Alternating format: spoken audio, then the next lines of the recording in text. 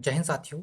कैसे हैं आप सभी। स्टडी विथ शैलेंद्र में आपका स्वागत है और हम एमपी पटवारी के लिए संविधान की क्लासेस जो हम वो डिस्कस कर रहे हैं। ये हमारी क्लास नंबर सेकंड रहेगी। उस वीडियो के अंदर हम जो है वो ब्रिटिश क्राउन के अंतर्गत भारत को पढ़ेंगे। ठीक है, ब्रिटिश क्राउन के अंतर्गत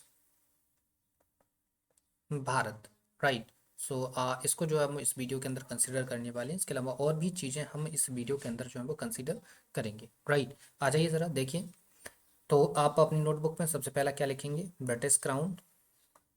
ब्रिटिश क्राउन के अंतर्गत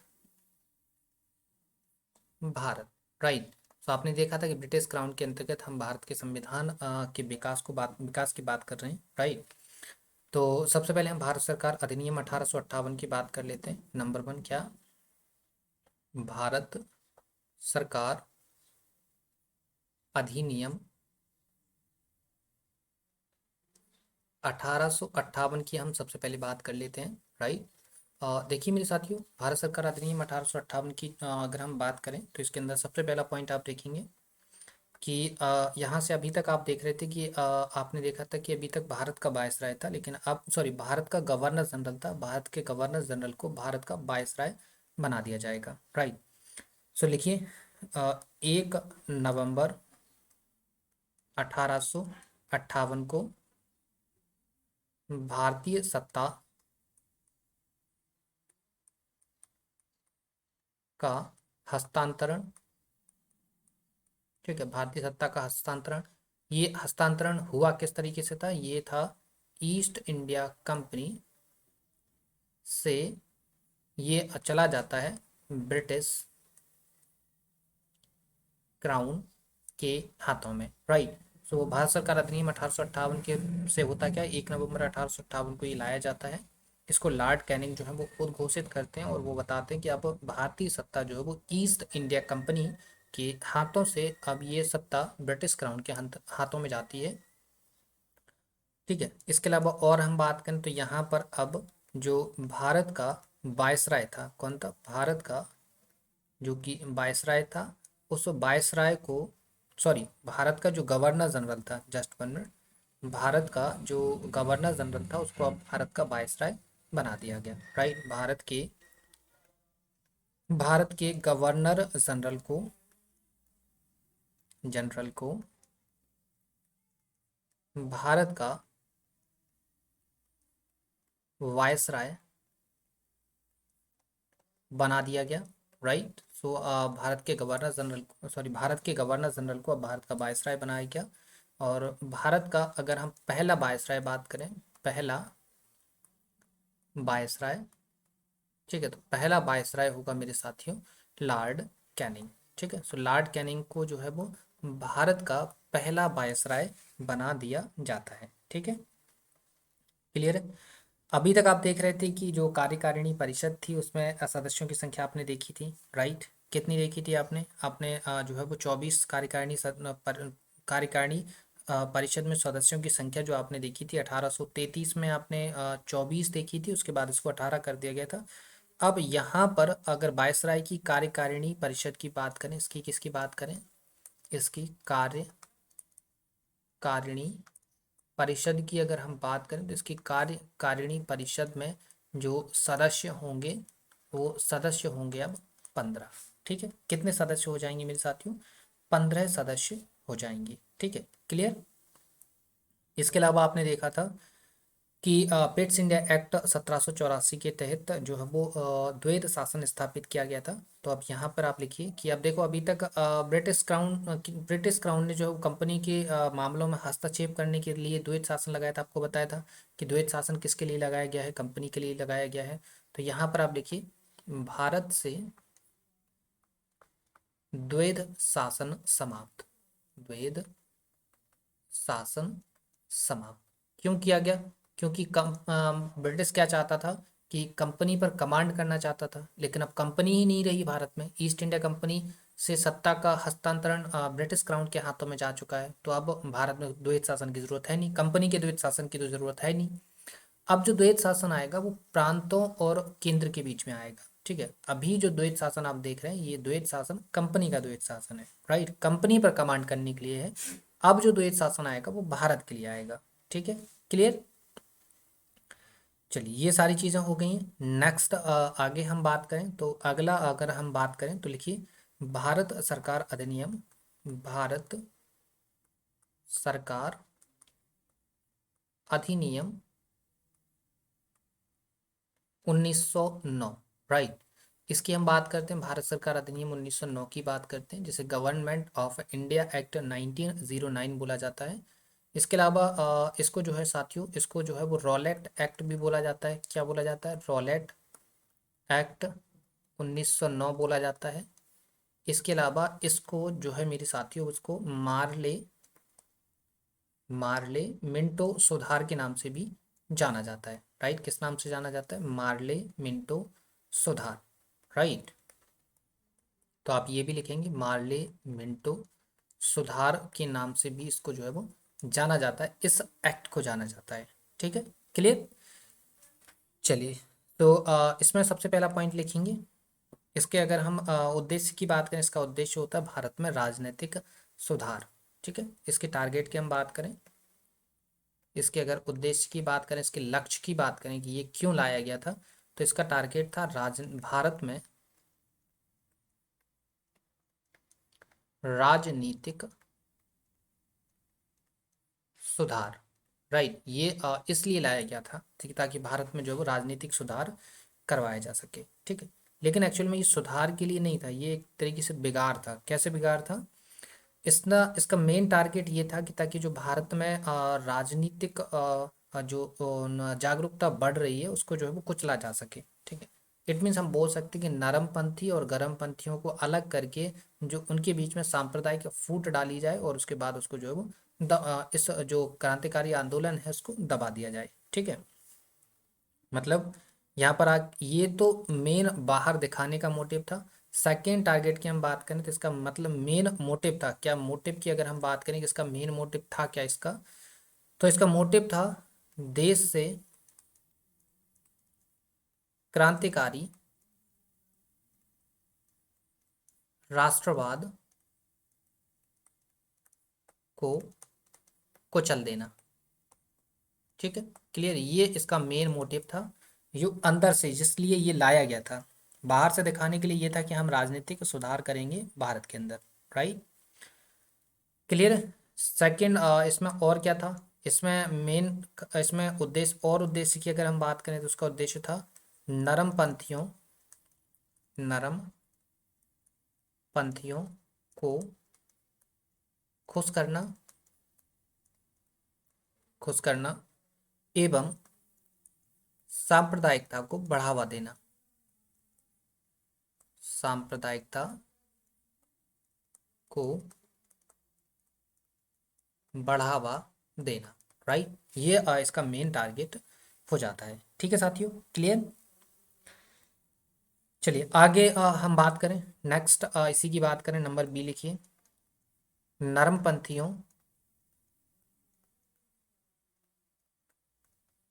को खुश करने के लिए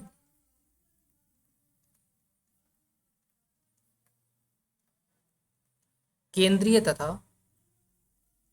केंद्रीय तथा प्रांतीय विधान परिषदों में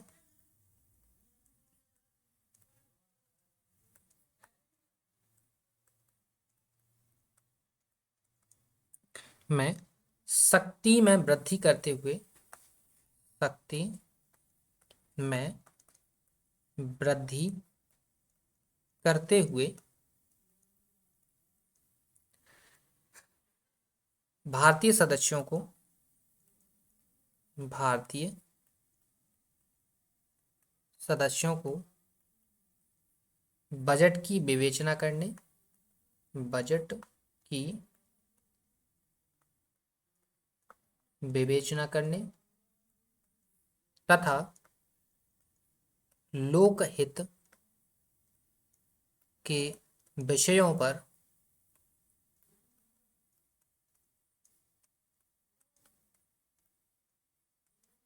चर्चा करने तथा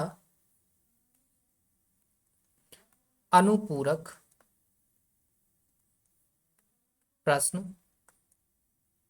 पूछने का अधिकार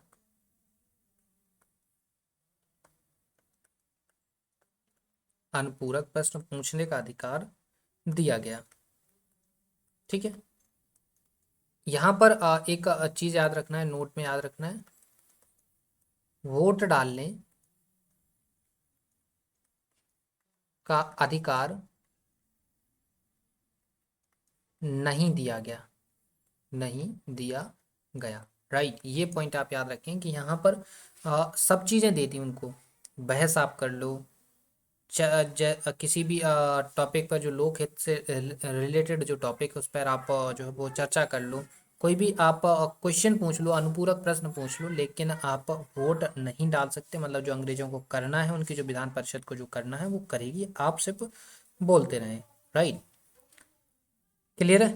इसके अलावा यहाँ पर आप देखेंगे सांप्रदायिकता को बढ़ावा देने के लिए, सांप्रदायिकता को बढ़ावा देने के लिए मुसलमानों के लिए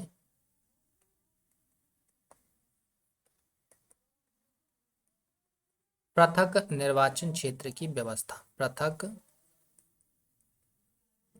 निर्वाचन क्षेत्र की व्यवस्था। राइट, ये जो है वो अंग्रेज करवा देते हैं। ठीक है, क्लियर, आगे समझ में आपको।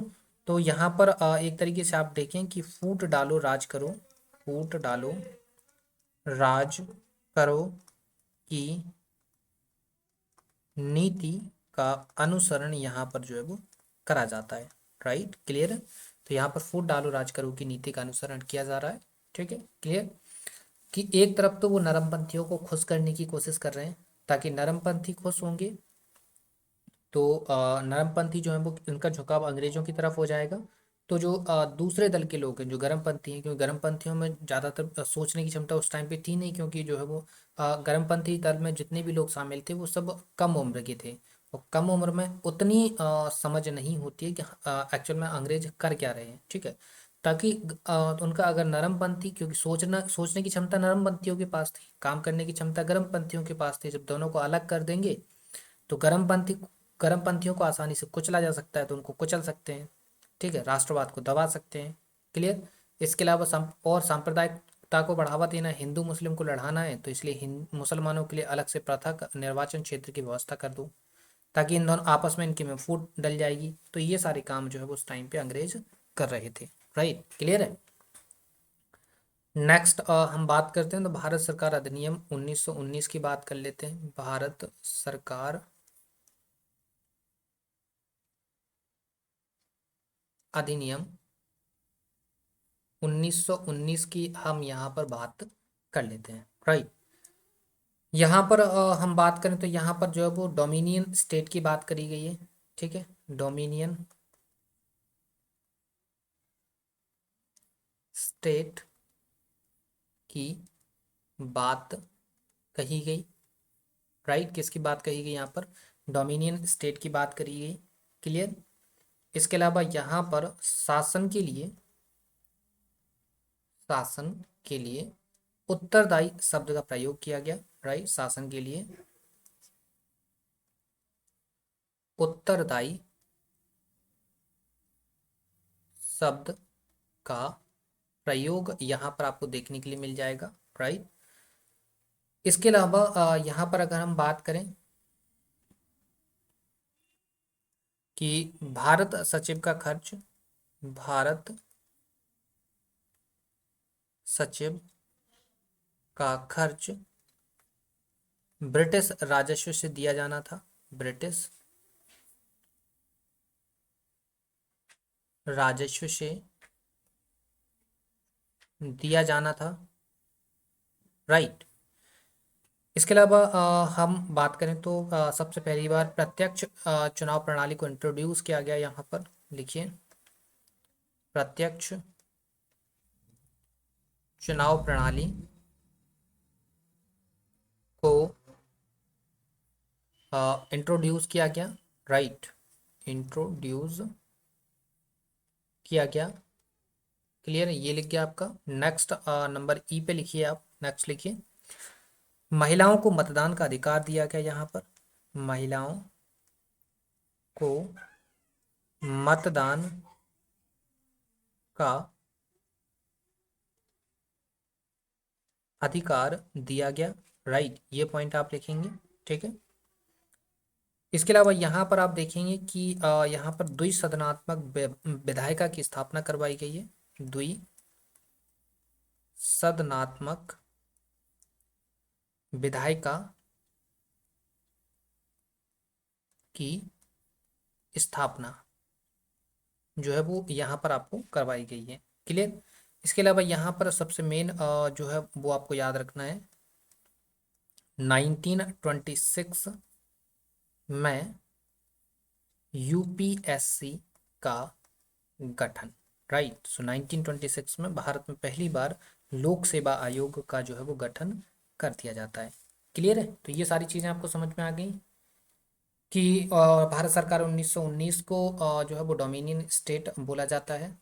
शासन के लिए उत्तरदायी शब्द का प्रयोग यहाँ पर किया गया है। भारत सचिव का खर्च जो है वो ब्रिटिश राजस्व से दिया जाना था। प्रत्यक्ष चुनाव प्रणाली यहाँ पर इंट्रोड्यूस होती है।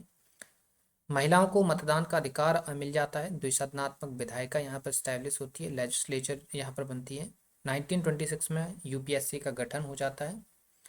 इसके अलावा यहाँ पर एक चीज़ आपको डिस्कस करना भूल गए, भारत सरकार अधिनियम को जो है वो मॉन्टेग्यू चेम्सफोर्ड सुधार भी बोला जाता है। मॉन्टेग्यू चेम्सफोर्ड सुधार जो है वो इसको बोला जाता है। इसके अलावा इसको जो है वो रॉलेट एक्ट 1919 भी इसको बोला जाता है। ठीक है। और महात्मा गांधी ने इसको जो है वो काला कानून कहा है। क्या कहा है इसको? इसको काला कानून कहा है। ठीक है। इसको अलावा इसको जो है वो बाउंस चेक बोला है। क्या बोला है? कि ऐसा चेक है जिसकी बैंक पहले ही दिवालिया घोषित हो चुकी है। ये जो है बातें भारत सरकार अधिनियम 1919 के बारे में कही गई, तो इनको आप लिख लीजिए। यहाँ पर कुछ चीज़ें लिखनी है, लिखिए कि महात्मा गांधी ने इसको एक ऐसा चेक बताया है जिसकी बैंक पहले ही दिवालिया घोषित हो चुकी है। मतलब पोस्ट डेटेड चेक इसको बोला है। क्या बोला है? Post dated cheque, right. इसको क्या बोला गया है? पोस्ट डेटेड चेक जो है वो महात्मा गांधी के द्वारा इसको बोला गया है। क्लियर। चलिए आगे आ जाइए। हम बात फाइनली आ जाते हैं भारत सरकार अधिनियम 1935 पर। लिखिए, भारत सरकार अधिनियम 1935, राइट। भारत सरकार अधिनियम 1935 है। इसको जो है वो मिनी संविधान बोला जाता है भारत का। तो लिखिए, भारत का मिनी संविधान, राइट। वैसे अब भारत का जो मिनी संविधान है वो और जगह भी बोला जाता है। पहला भारत का मिनी संविधान कौन हो गया? गवर्नमेंट ऑफ इंडिया एक्ट 1935 हो गया। इसके अलावा preamble of India, preamble of Indian constitution को भी भारत का मिनी संविधान बोला जाता है। इट मीन्स प्रस्तावना को भी भारत का मिनी संविधान जो है वो बोला जाता है। इसके अलावा 42वें संविधान संशोधन, इट मीन्स अमेंडमेंट एक्ट 1976, जो कि 42वां अमेंडमेंट एक्ट है, इसको भी भारत का मिनी संविधान बोला जाता है, राइट। क्लियर। इसके अलावा नेक्स्ट लिखिए, प्रांतों के द्वैध शासन को समाप्त करके केंद्र में इसको लागू कराया गया, केंद्र में लागू, राइट। और वर्तमान में भी आपको द्वैध शासन जो है वो देखने के लिए मिल जाएगा। ठीक है। क्लियर। तो इतनी चीज़ें भारत सरकार अधिनियम 1935 के बारे में थी। दो ही चीज़ें याद रखना है, दो ही पॉइंट आपको याद रखना है। यहाँ से यही प्रश्न आपके एग्जाम के अंदर पूछे जाते हैं। ठीक है। क्लियर। तो ये चीज़ आप याद रखेंगे। तो चलिए आगे बात कर लेते हैं। यहाँ तक उम्मीद है सारी के सारा डेटा आपने अपनी नोटबुक के अंदर नोट कर लिया है। इन्फॉर्मेशन अच्छी लग रही है तो आप वीडियो को लाइक ज़रूर कर दीजिएगा, वीडियो को शेयर कर दीजिएगा। ठीक है। सिर्फ आपसे रिक्वेस्ट ही कर सकते हैं और कुछ कर नहीं सकते हैं। क्लियर। चलिए आगे हम बात करें अगस्त प्रस्ताव 1940 की बात कर लेते हैं। किसकी बात कर लेते हैं? अगस्त प्रस्ताव 1940 की हम यहाँ पर बात कर लेते हैं। राइट। अगस्त प्रस्ताव 1940 की हम बात करें साथियों तो इसको लाया गया था एक नहीं 8 अगस्त 1940 को इसको जो है वो लाया गया था। और लाया किसके द्वारा जाता है इसको इसको लाया जाता है मेरे साथियों लॉर्ड लिनथिनगो के द्वारा। लॉर्ड लिनथिनगो। ठीक है, लॉर्ड लिनथिनगो के द्वारा जो है वो अगस्त प्रस्ताव जो है वो लाया जाता है। राइट। और इसको जो है वो मेरे साथियों इसकी अगर हम बातों की बात करें, इसके पॉइंट्स की बात करें तो कुछ पॉइंट्स हैं वो आपको याद रखना है कि अगस्त प्रस्ताव के अंदर पॉइंट्स क्या क्या बोले गए हैं। पहला पॉइंट लिखिए, एक युद्ध सलाहकार परिषद का गठन, परिषद का गठन किया जाएगा। राइट। एक युद्ध सलाहकार परिषद का गठन किया जाएगा। ठीक है। इसके अलावा सेकंड बात करें तो सेकंड पॉइंट है यहाँ पे गवर्नर जनरल, गवर्नर जनरल की कार्यकारिणी में अधिक संख्या में, अधिक संख्या में भारतीयों को शामिल किया जाएगा। राइट। ठीक है। तो गवर्नर जनरल की कार्यकारिणी परिषद में अधिक संख्या में भारतीयों को शामिल किया जाएगा, ये बात अगस्त प्रस्ताव 1940 में कही जा रही थी। इसके अलावा यहाँ पर थर्ड पॉइंट यहाँ पर बोला गया था कि भारत का संविधान बनाना भारतीयों का अधिकार है। भारत का संविधान बनाना भारतीयों का अधिकार है।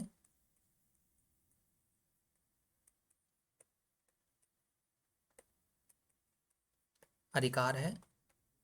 और युद्ध समाप्ति पर, युद्ध समाप्ति पर भारत में, भारत में औपनिवेशिक स्वराज स्थापित किया जाएगा। भारत में औपनिवेशिक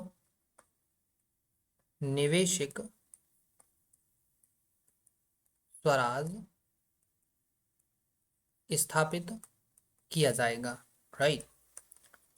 क्लियर है। तो ये बात जो है वो 1940 के अगस्त प्रस्ताव में कही जाती है। यहाँ पर युद्ध की हम बात करें साथियों तो यहाँ पर युद्ध जो है ना ये सेकेंड वर्ल्ड वॉर चल रहा था उस टाइम पे। कौन सा चल रहा था? सेकेंड वर्ल्ड वॉर स्टार्ट हुआ था। सेकेंड वर्ल्ड वॉर जो है आपका 1939 में स्टार्ट हो गया था और 1945 तक ये चला था। तो इसी युद्ध के बारे में बोला जा रहा है कि ये युद्ध जब समाप्त हो जाएगा तो भारत में एक डोमिनियन स्टेट बना दिया जाएगा। ठीक है।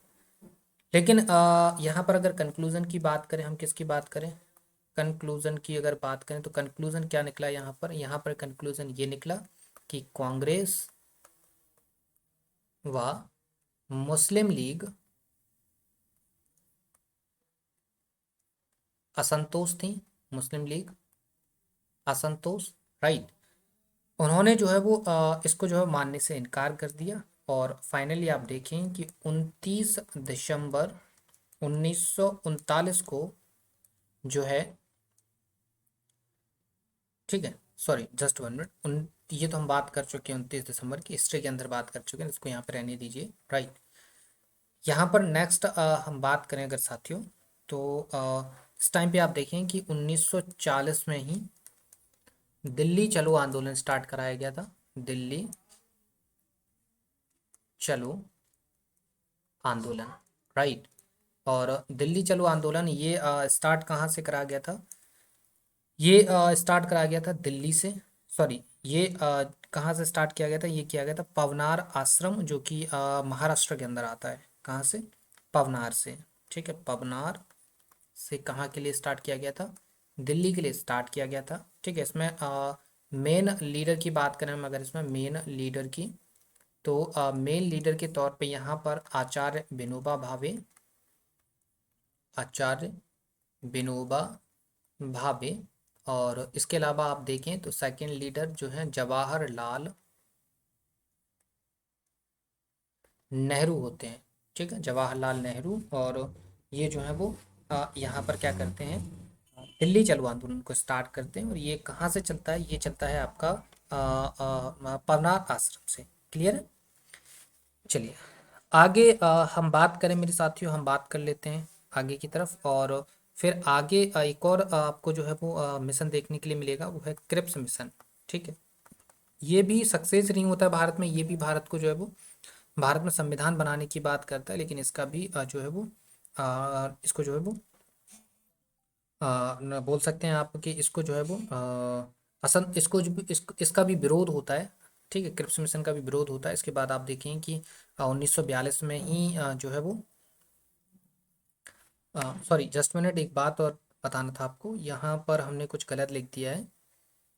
पोस्ट डेटेड चेक जो है वो इसको बोला गया था, जस्ट 1 मिनट, यहाँ नहीं है। पोस्ट डेटेड चेक इसको नहीं, क्रिप्स मिशन को बोला जाएगा। ठीक है, ये सही लिखा है बाकी। ठीक है, क्लियर। यहाँ ये आ गए हम। ठीक है, क्रिप्स मिशन इसकी बात कर रहे हैं हम, राइट। देखिए क्रिप्स मिशन के अगर हम की पॉइंट्स की बात करें, किसकी बात करें, की पॉइंट्स की बात करें। ठीक है, क्रिप्स मिशन आपको पता है 1942 के अंदर आता है। कब आता है, 1942 के अंदर आता है। क्लियर। इसके अगर की पॉइंट्स की बात करें तो पहला पॉइंट तो वही, फिर से वही रिपीटेड, कि भारतीय भारतीय व्यक्ति ही, भारतीय व्यक्ति भारतीय संविधान का निर्माण करेंगे, भारतीय संविधान का निर्माण करेंगे, राइट, निर्माण करेंगे। ये बात यहाँ पे फिर से अगेन रिपीट करी गई है। 1940 के जो अगस्त प्रस्ताव में बात कही गई थी, उसको यहाँ पे रिपीट किया गया है। और यहाँ पर अगेन फिर से वही रिपीटेशन है, क्या कि ये जो बनेगा वो कब बनेगा, युद्ध समाप्ति पर, युद्ध समाप्ति पर बनेगा। ठीक है, क्लियर। तो ये जो भारतीय संविधान बनाया जाएगा भारत के लोगों के द्वारा, ये जो है वो युद्ध समाप्ति पर बनेगा, मतलब रिपीटेड फिर से वही बात यहाँ पर डाली गई है। क्लियर। लेकिन यहाँ पर एक बात ऐड करी गई कि प्रांतों के लिए अलग से संविधान होगा, प्रांतों के लिए अलग संविधान, राइट, क्या होगा, प्रांतों के लिए अलग संविधान यहाँ पर होगा। ठीक है, क्लियर है साथियों। तो यहाँ पर प्रांतों के लिए अलग संविधान की बात करी गई है। इसके अलावा यहाँ पर थर्ड बात करें तो यहाँ पर बोला गया कि भारत को युद्ध समाप्ति पर, युद्ध समाप्ति पर पूर्ण उपनिवेश, पूर्ण उपनिवेश का दर्जा, राइट। मतलब अगेन फिर से वही है कि ब्रिटिश जो था ना, वो इसको छोड़ना नहीं चाहता था। सीधी सीधी बात ये थी कि भारत को छोड़ना नहीं चाहता था, कहीं ना कहीं वो चाहता था कि भारत के लोग कंप्रोमाइज़ कर लें उपनिवेशवाद बनाने में, एक डोमिनियन स्टेट बनकर तैयार हो जाए भारत, जिसमें भारत की जो फॉरेन पॉलिसीज़ हैं वो कहीं ना कहीं ब्रिटिश हाथों में रहें। ठीक है, अंदर का सब कुछ भारतीय संभाले, कोई दिक्कत नहीं, लेकिन फॉरेन पॉलिसीज़ जो हैं वो ब्रिटेन के हाथों में रहे, ये सीधा सीधा ब्रिटेन जो है वो चाहता था। ठीक है, क्लियर है साथियों। चलिए आगे हम बात करें, नेक्स्ट पे बात करें। लिखिए, मुस्लिम लीग, मुस्लिम लीग ने भारतीय संघ को, भारतीय संघ को स्वीकार करने से मना कर दिया, स्वीकार करने से मना कर दिया, राइट। क्लियर, कि हम भाई भारत में शामिल नहीं होंगे, हमको एक अलग कंट्री चाहिए। ठीक है, क्लियर। और इसको जो है वो 1942 के जो क्रिप्स मिशन है, इस क्रिप्स मिशन को जो है वो महात्मा गांधी ने, जब बात आंदोलन की हो रही तो महात्मा गांधी पीछे थोड़ी छूट जाएंगे, तो महात्मा गांधी ने इसको जो है वो पोस्ट डेटेड चेक कहा हुआ है। ठीक है, क्या बोला है इसको, इसको बोला है पोस्ट डेटेड चेक। ठीक है, क्लियर। बाकी चलिए तो आगे हम बात कर लेते हैं। तो हम अब आ जाते हैं बेबेल योजना पर। ठीक है, बेबेल योजना उतनी इम्पोर्टेंट है नहीं, तो उसको हम छोड़ देते हैं। और हम जो है वो सीधा का सीधा आ जाते हैं कैबिनेट मिशन पर। ठीक है, किस पे बात करेंगे हम, कैबिनेट मिशन पर हम बात करेंगे। तो कैबिनेट मिशन की बात हम जो है वो अगले वीडियो के अंदर करने वाले हैं, 1946 के अंदर आएगा। इसके अंदर हम जो है वो भारतीय संविधान सभा को गठित करेंगे। ठीक है, और इसके सदस्य, समिति मतलब कमेटीज, इन सब की बात करेंगे। क्लियर है। तो उम्मीद है आज के इस वीडियो के अंदर काफ़ी सारी चीज़ें आपने सीखी हैं, नोट भी करी हैं, प्रॉपर तरीके से नोट बनाइए। ठीक है, देखिए चीज़ों को अच्छे से पढ़ने की आदत डालिए, मजाक में चीज़ों को मत लीजिए। क्लियर है, क्योंकि आप मजाक में चीज़ें लेंगे तो आपका मजाक बन जाएगा, इसलिए सारी चीज़ें अच्छे से सीखिए। ठीक है, प्रॉपर तरीके से नोट्स बनाइए, आपको इस तरीके से चीज़ें प्रोवाइड करवाई जा रही हैं ताकि आप अपना नोट्स बना पाएँ और उसको अच्छे से मेंटेन कर पाएँ। ठीक है, क्लियर है। इसके अलावा आपको इस सेशन की पीडीएफ चाहिए तो टेलीग्राम चैनल ज्वाइन कर लीजिए, और टेलीग्राम चैनल की जो लिंक है वो वीडियो के डिस्क्रिप्शन में आपको मिलेगी। राइट, तो आपसे एक रिक्वेस्ट यही रहेगी कि वीडियो को लाइक ज़रूर करना है आपको, वीडियो को लाइक कर दीजिए, वीडियो को शेयर कर दीजिए, चैनल को सब्सक्राइब जरूर कर लेना है। ठीक है, तो फिर मिलते हैं आपसे नेक्स्ट वीडियो में, तब तक के लिए धन्यवाद।